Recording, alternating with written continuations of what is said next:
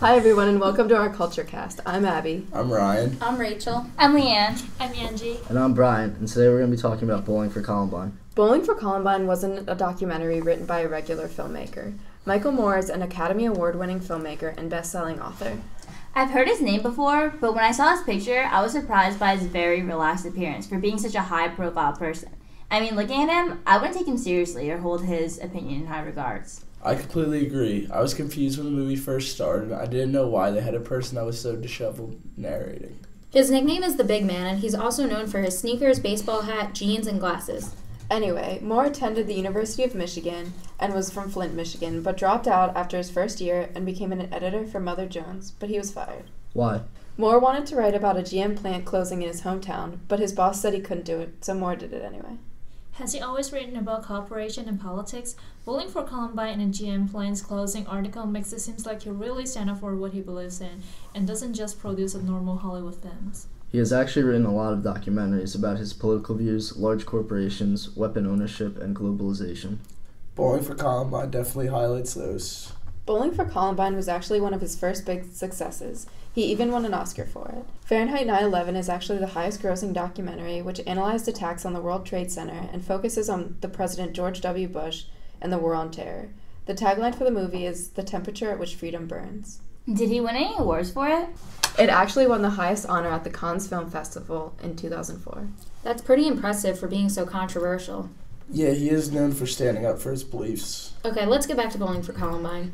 Okay, Columbine, officially known as the Columbine High School Massacre, occurred on April 20th, 1999 in Colorado at Columbine High School. The attack was thoroughly thought out with firebombs, propane tank bombs, 99 explosives, car bombs, and guns. Oh my gosh, how many people were killed? 12 students, 1 teacher, and 21 people were injured. What happened to those kids who did it? Eric Harris and Dylan Klebold committed suicide. Does anyone know why they did it? No one is sure. Were they bullied? Some people think that's why they did it, but journals that were found from Harris and Klebold said they wish what they did could be compared to the Oklahoma City bombing, where 168 people died and more than 680 were injured. This shooting really brought gun control laws and youth violence into the spotlight.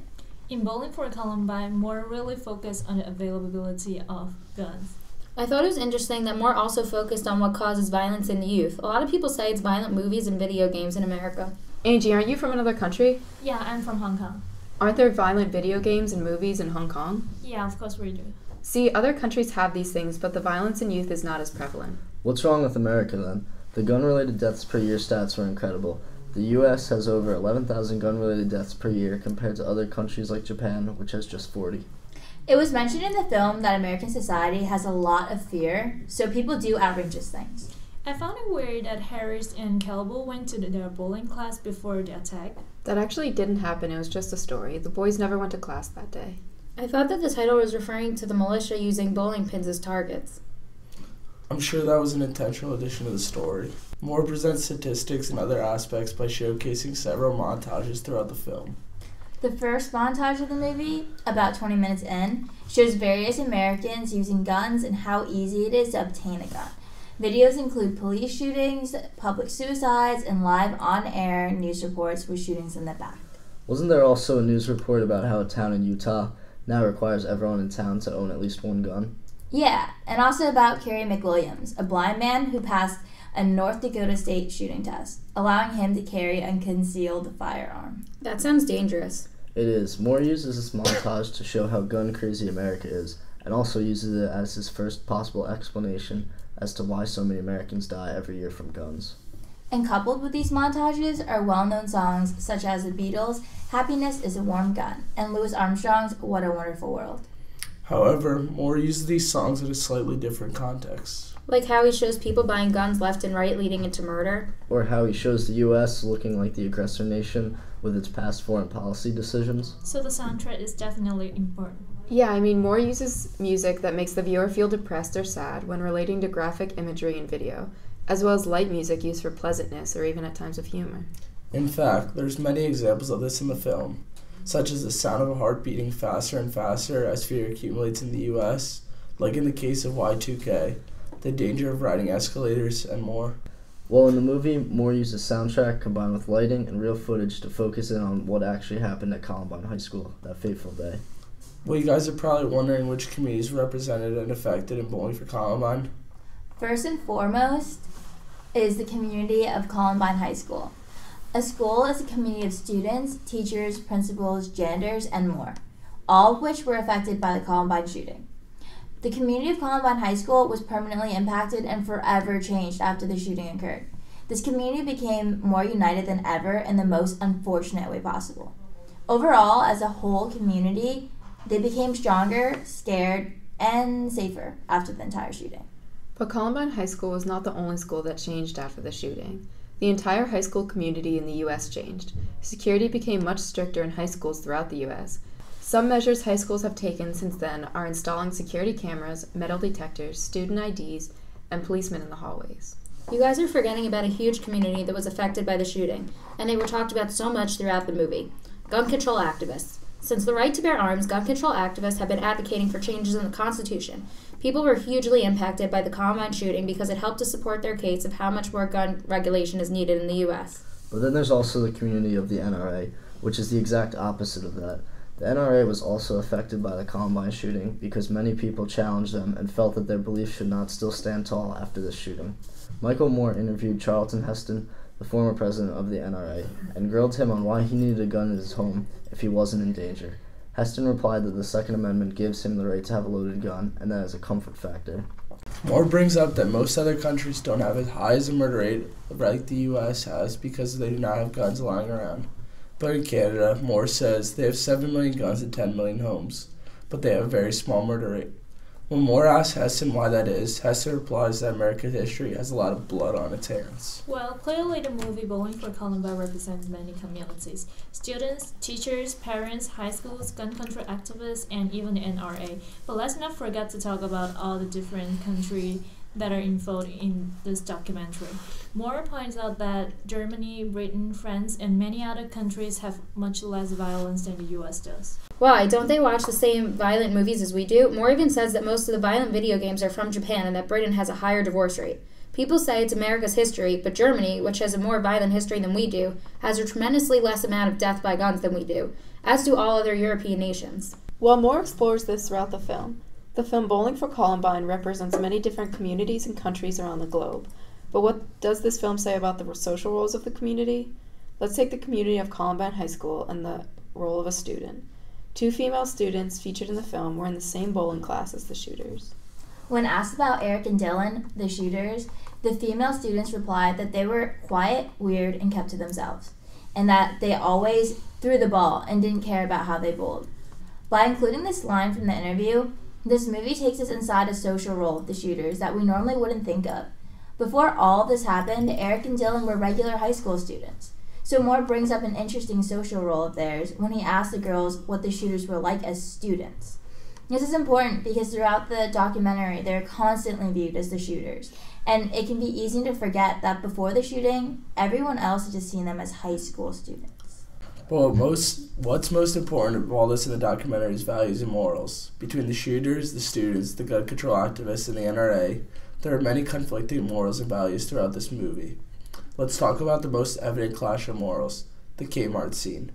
In this scene, Michael Moore, Mark, and Richard, the 2 boys that have Kmart bullets in them left from the shooting, go to Kmart to ask them to stop selling the type of bullets that they still have in them. They argue back and forth with the Kmart representative for a while who would not budge. Wait, this is the best part. After arguing consistently with Moore, Mark, and Richard, a Kmart representative stated that they were going to stop selling handgun ammunition. Although Kmart could have done this for morals, they did it for publicity. Regardless, Moore and the boys still won. You guys keep talking about Michael Moore. What about his values? Because I think he come off as pretty biased, but I should point out that there's always bias in films. His morals are routed with a great heart, but it's very easy to tell that he's in favor of more gun control, even if he is a member of the NRA. It's very clear that he values the feelings of Columbine victims more than Heston's and NRA's. Yes, but although he is biased, as is every filmmaker, he sounded much more grounded in his morals than Heston. When Moore asked Heston if Heston knew that the NRA came and spoke in Michigan right after that 6-year-old boy killed that 6-year-old girl, Heston said he wasn't aware that that tragic event had even occurred.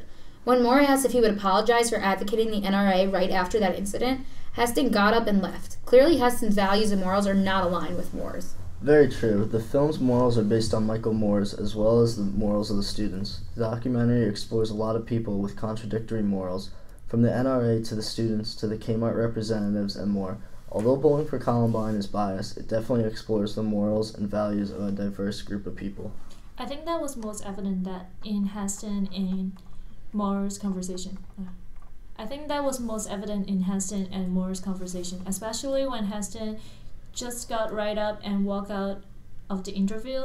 Clearly, they did not agree on the same morals. Moore even tried to show Heston that he was a member of the NRA, saying that they do at least have something in common, but Heston wasn't having it. Yeah, but what's important to note here is that Bowling for Columbine speaks with people like Marilyn Manson, Charlton Heston, students, parents, and victims to present the moral conflict. The film definitely covers a controversial topic with plenty of moral issues involved. So this movie covered some seriously sensitive topics. There were even graphic scenes where he dig up American history and mistakes we've made. What do you guys think Michael Moore would do that? Was he thinking straight or... Well, I don't necessarily think that we should attack him for being honest. No. I'm not attacking anyone. I'm just asking you guys why you think he would open up those doors. Why he would reopen those wounds. Yeah, I think he's saying that we as Americans have done some pretty bad things. He's just asking why we think Michael Moore would take the risk of bringing those things back to surface. Yeah, exactly. Oh, okay. Well, I think that sometimes we forget the things that we've done wrong to others, but we always remember the things that have been done wrong to us. We like to point our fingers and blame, but we never really turn the finger back at ourselves. So you think that Moore was saying that we need to blame ourselves for incidents like Columbine? I don't think that we should blame ourselves for these incidents, but we should be able to analyze the situation for exactly what it is. Basically, that we shouldn't be blindsided and take responsibility when need be. Exactly. I see. So what do you guys think Michael Moore was trying to convey with this whole taking responsibility idea? I just think he was trying to say that everything plays a role in violent behavior and that you can't just put it all on one factor. I see. Well, let's hear some input from our audience. We are now opening up the line for you all to call in and tell us what you think. That's right, we want to hear from you, so just call in.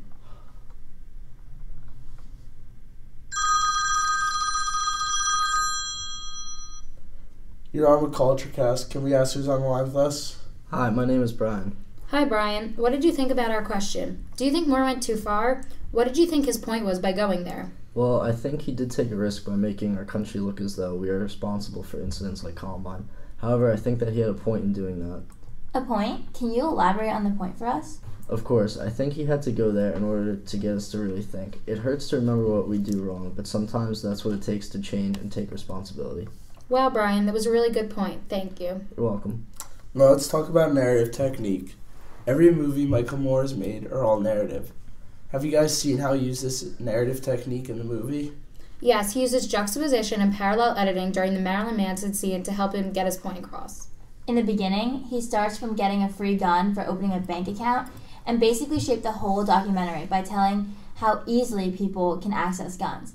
But he used a technique of time compression to do this, because he didn't walk into a bank and have a gun immediately. Right, and also the bullets. He buys the bullets from the hair salon while he was having his hair cut afterward. Isn't this a very smart move of him?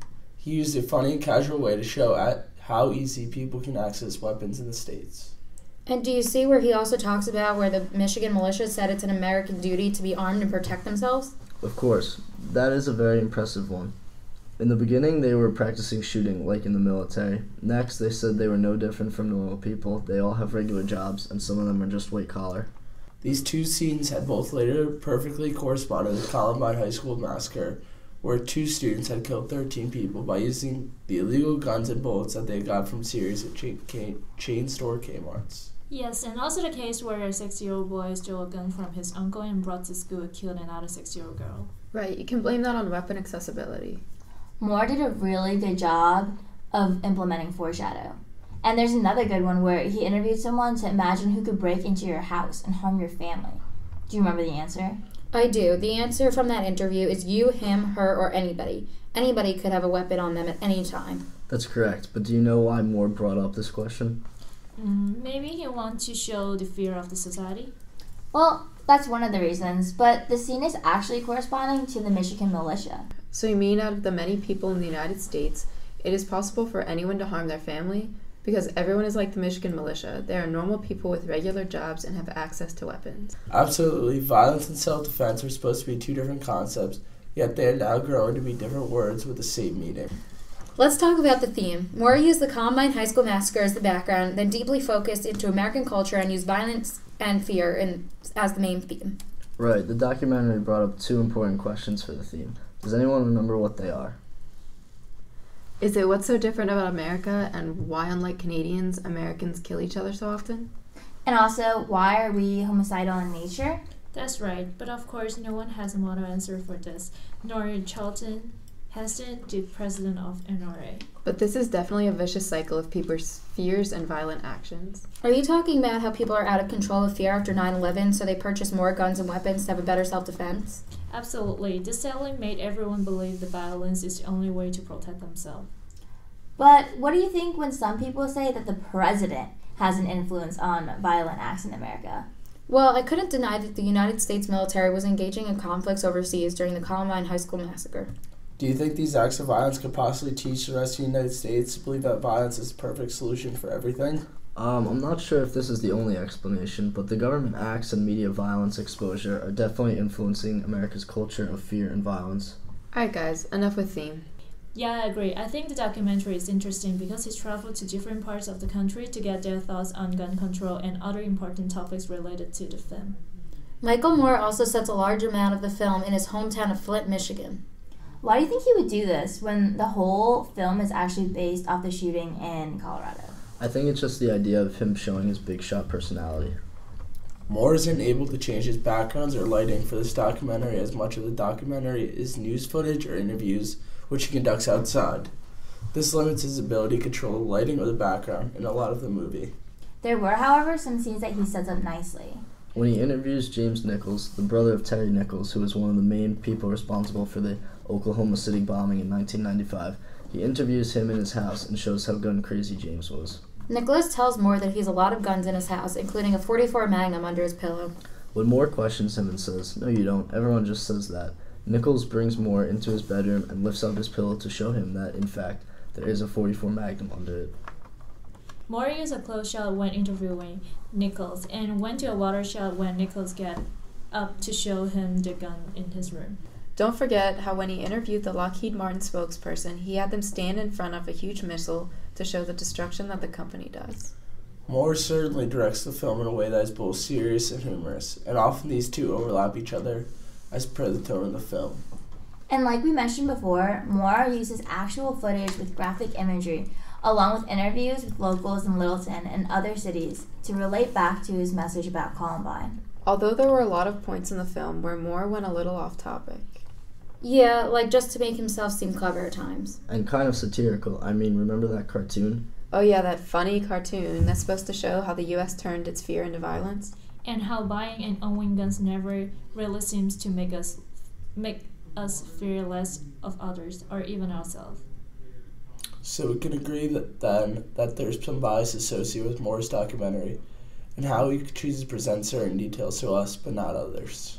Yeah, but don't get me wrong, I mean, this whole movie had everyone talking about what they thought caused Columbine and heightened gun violence. That's a good point, but when I think about it, did Moore really find an answer himself? You've got a point. It's kind of confusing at the end since Moore just shows people going back to the norm of fearing everyone around them and resorting to having guns to solve their fears. True, and I couldn't help but notice the hidden undertone that Moore had presented to us in that last scene. Hidden undertone? Or you mean the bowling alley incident that happened in Littleton? Yeah, that last scene when Moore talks to an employee at the same bowling alley shown earlier in the film. Could he have tried tying that event with Columbine? Maybe. At this point, bowling could have just meant searching for an answer. Well, regardless, this film definitely makes you think, and maybe even persuades you to act politically like Moore does. Humor, satire, and partisan conflicts, all in a day's work for the big man. Well, that's all the time we have for today here on CultureCast. Thanks for tuning in. Thanks for listening to CultureCast. I'm Ryan. I'm Leanne. I'm Rachel. I'm Brian. I'm Angie. And I'm Abby. See you next time.